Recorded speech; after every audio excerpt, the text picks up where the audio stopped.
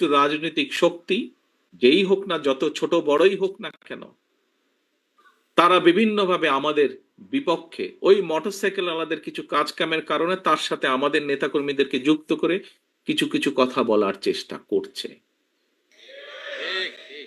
আমাদেরকে সতর্ক সচেতন হতে হবে সহকর্মীবৃন্দ। বারে বারে আমি বলছি, আমি আজকে গত কয়েক মাস ধরে বলছি, সামনের নির্বাচন এত সহজ নয় আপনারা যত সহজ ভাবছেন। নিজের মনে যতই বড়াই করুন, আরে বিএনপির তো শাখা প্রশাখা একদম গ্রাম পর্যন্ত আছে, অন্যদের কি এত আছে? এত বড়াইয়ের কিছু নেই।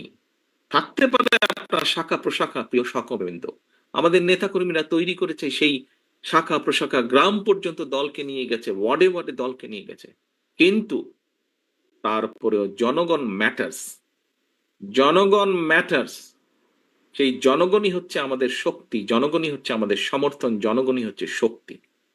জনগণ সাথে না থাকলে, জনগণ 5ই আগস্ট দেখিয়ে দিয়েছে, কাজে আমরা যদি ভুল করি, জনগণ আবার কোনো একটা কিছু দেখিয়ে দিবে, তখন কিন্তু পস্তাতে হবে, তখন কিন্তু হাপিত্তেশ করতে হবে।